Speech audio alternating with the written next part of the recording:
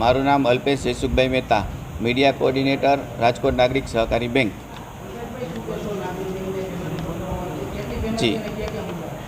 જી વાત સાચી છે. આરબીઆઈ દ્વારા 43,30,000ની પેનલ્ટી લાગેલી છે. વાત સાચી છે. 3 મુદ્દાઓ પર પેનલ્ટી લાગેલી છે. એક મુદ્દો છે ભાગીદારી પેઢી હોય, ફેડરેશન હોય, એસોસિએશન હોય, સ્થાનિક સરકારી સંસ્થાઓ હોય, સોસાયટી હોય કે ટ્રસ્ટ હોય, એના ખાતાઓ સેવિંગ ખાતા તરીકે ખુલતા નથી. અમારી બેંક 70 વર્ષ જૂની છે. વર્ષો પહેલાં સેવિંગ ખાતા ખુલેલા હોય. આ લોકોની સૂચના બાદ આપણે એને કરંટ ખાતામાં કન્વર્ટ કરીએ છીએ અથવા તો ફ્રીજ કરીએ છીએ.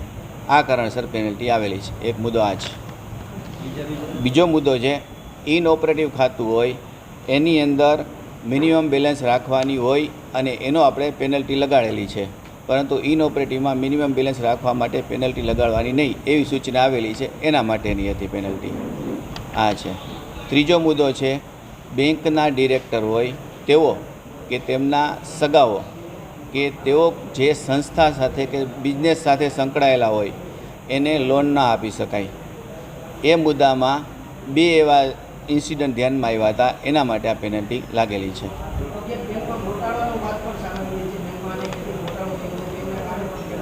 હું તો તમને અત્યારે નોટિસ અંગે જ વાત કરી શકીશ.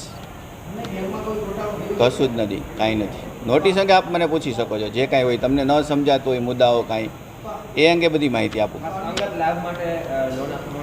ના,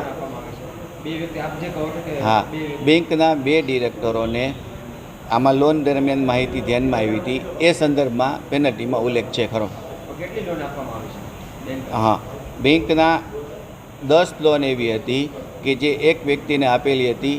એના દ્વારા પેટ્રિયા હોસ્પિટાલિટી પ્રાઇવેટ લિમિટેડ એની અંદર રકમ જમા થયેલી હતી, જેમાં ડિરેક્ટર તરીકે કલ્પકભાઈ મણિયાર છે. એને લીધે થઈને આ વસ્તુ આમાં થઈ. એવી રીતે બીજા એક વ્યક્તિ હતા જે તત્કાલીન ડિરેક્ટર હતા.